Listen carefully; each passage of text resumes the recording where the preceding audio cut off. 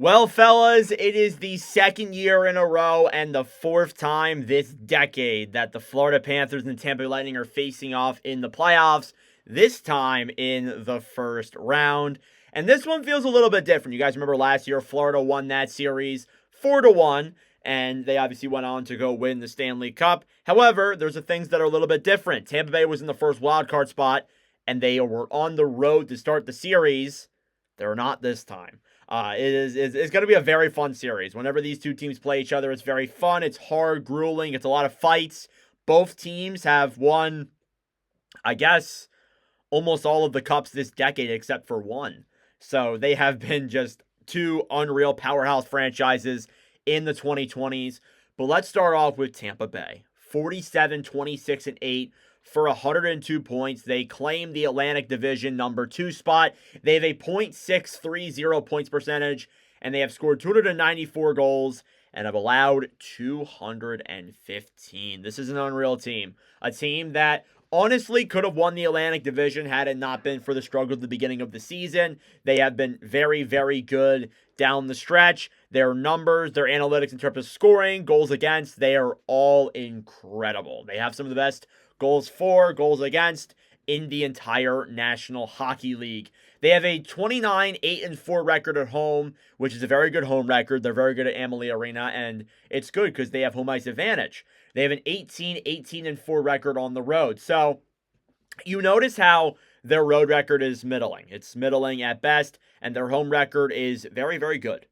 So again, that shows like home ice advantage plays a big part. And again, as I said in these previews, I do believe it exists. I believe home ice advantage definitely exists. It's a real thing, and it should not be taken lightly whatsoever. So I think that is a huge advantage there that Tampa has that not a lot of people are looking at there, to be honest with you guys. They have a 3.60 goals for per game, which is one of the best in the NHL, and they have a 2.62 goals against per game. So they have two very good differencing numbers there in terms of goals for and goals against, and that definitely matters.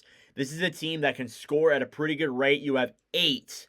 I count that 8 multiple goal scorers above 20 goals. So they have just an unreal team in terms of that. They are just super good offensively. They have a 26.2 power play percentage, which is ranked 4th. And they have an 81.5 penalty kill percentage, which is ranked 6th. So they're very good in special teams. They are better than Florida in those numbers in both ends. They have a 20-12-2 record in the first half of the season. They were actually 15th. They were a little bit lower than some of the other teams in their conference and in their league, and Florida was definitely better than them at that point. In the second half of the year, they were 27, 14, and 6. A big part in why they had more wins, 7 more wins, was because they had lesser games played than everybody else in the first half of the year. So I want to say that. I want to keep that in mind with you guys. But overall, it's been an unreal season from Tampa. They lock up that Atlantic 2 spot by a pretty wide margin at that. And it looked great for the Lightning there in this matchup. Now, they're playing the Florida Panthers here coming up next, where they went 47, 31-4 for 98 points. They were in the Atlantic 3rd seed. They had a .598 points percentage. They have scored 252 goals and have allowed 223. So overall, a solid season there from Florida. I would say the first half of the year was pretty good, but then they racked up a couple of injuries post-Four Nations break. And as well as that, too, just the slump they usually like to go through in March happened. And obviously that made their numbers go down a little bit more than they usually were. They have a 27-12-2 record at home, which is pretty good. They have a 20-19-2 record on the road. So the biggest difference here is Florida is starting on the road compared to last season. Now, last year, obviously, you knew they started off home ice advantage every single series they played in. And I do believe the year before that, though, they started off every series on the road. So you really can't count Florida out in either margin. Now, one thing that I did say is that it's very hard to get to 3 Stanley Cup finals in a row. You have one team here that did it. You have another team here that is trying to do it. I don't know. You could argue some of it is wear and tear on this roster. But I'll get into that a little bit later. They average a total of 3 goals per game. Exactly. Not like a 3.2 or whatever like that. they average exactly 3 goals a game. They allow an average of 2.72 goals a game. So overall, they are pretty good in terms of those numbers. They're scoring at a pretty good rate. Again, if their lineup was fully healthy, they would definitely 100% have more goals for per game than they do. They have a 23.5 power play percentage, which is ranked 12th, and they have an 80.7 penalty kill percentage, which is ranked 10th. So they're pretty good there in terms of special teams. Not as good as Tampa. Tampa's obviously are better, but overall, again, you look at the injuries they had in the second half of the year since the Four Nations break. I would like to say that even though you look at those numbers, and what they are now, you should probably look at them before the Four Nations break, because they were probably a lot better then than they are now, with the second half of the year going how it's been. In the first half of the year, they were 23-13-2. They were 8th in the NHL. And in the second half of the year, they were 24-18-2, and they were 11th. So they were overall in a decent stance at the beginning of the year and into the first half. The second half of the year was a lot worse. They were only 6 games above 500 there in terms of that. Tampa Bay was like 13 above 500 in the second half of the year. So they were still good, but they weren't as good as Tampa Bay was and as hot as the Lightning are heading into the playoffs. So I would like to say that. Overall, I really do think that these both teams are going to match up very well. Again, it's a split series. Florida had won one of them in last year, and then Tampa Bay won the other two. So again, maybe that's going the Florida's way. We'll have to see. I really don't know, to be honest with you. I could see the series going either way. Now, you look in terms of scores on both teams. You have Nikita Kucherov for the Lightning leading the way. 37 goals, 84 assists for 121 points. Kucherov this year, Art Ross winner for the second straight year, I'm pretty sure. He's been just phenomenal. Just a great player for this team. 40-goal scorer. Can rack you up assists. He didn't have as many assists as he did last year, but still had a very good season in terms of his numbers. Brandon Hagel, 35 goals, 55 assists for 90 points. 35 of Brandon Hagel's goals are even strength. He had 35 goals this year. No power play goals this season for Hagel. All of those goals came at even strength, which does mean something. It means something 110%. You look in terms of other players, they at least have some on the power play, like Stamkos, for example, who had a pretty rough year with Nashville, had a lot of goals in the power play in previous years. Hagel has none, and I think that says a lot for what he's been this year. Second in scoring as well. He's a very underrated player. Braden Point, third in scoring, 42 goals, 40 assists, 82 points there as well. 80-point score, 40-goal score. Phenomenal player. Again, you guys have known me in the videos that I made about Tampa. We've covered 3 cup final runs from the Lightning. They have been great in all of them, and Braden Point, I still believe, was snubbed of a Conn Smythe back in 2020. I really thought he was snubbed, because whenever he was in the lineup, they would win. Whenever he wasn't in the lineup, they would lose. And I think that really showed something there with Point for sure. Jake Gensel was an ad over the offseason who proved to be very good. 41 goals, 39 assists for 80 points. Gensel, great player. Again, you have 4 guys who are 80 points or above, and they're basically all 40-goal scorers. I mean, Kucherov has 37, Hagel has 35, but they're in that vicinity, and I think that really does mean something, and it shows the top-end talent this team really does have. And then Victor Hedman, 5th in scoring, 15 goals, 51 assists for 66 points there as well with Tampa Bay too. He's getting a little bit slower over his years, but he's still got it. And there's really no doubt about that whatsoever. He's still got it as that top Lightning defenseman, as well as that too. Michel Chaffee, 12 goals this year as their 4th line depth. Good ad there for sure. He's been in the organization for a couple of years now. Anthony Cirelli, 27 goals, 59 points, gets overlooked there too because he's not in the top 5 in terms of scoring. And then the new ads, Oliver Bjorkstrand and Yanni Gourde as well. Gourde was a part of that cup run in 2020-21 and 2019-20. Ever since he's left, they have not won a cup. And then obviously too, Bjorkstrand, who has been a long time Blue Jacket, went to Seattle for a couple of years. It looks like he will miss some time though with him. He might miss at least a week or two to start the playoffs. So if I'm the Lightning, I'm a tad bit worried about that. But we'll see where that goes from here. Obviously, you got to keep an open ear with that injury and stuff like that. Now, you look at Florida's end, I must say, From what we have heard, everybody will be available for game one. From what I have heard at the time of recording of this video on Thursday, the 17th, everybody will be ready for game one.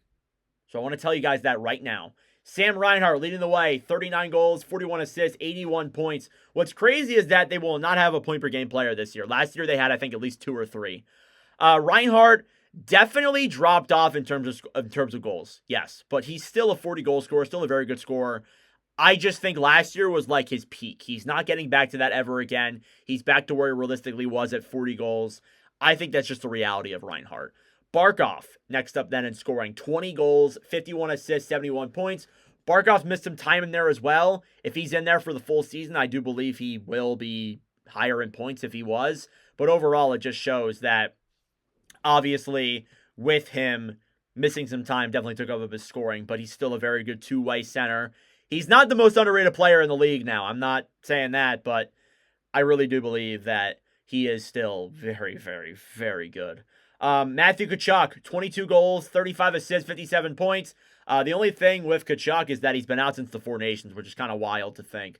Honestly, with him, he, like, the fact that he had 57 points at the Four Nations break is just phenomenal. It's actually incredible, the numbers that he's put up.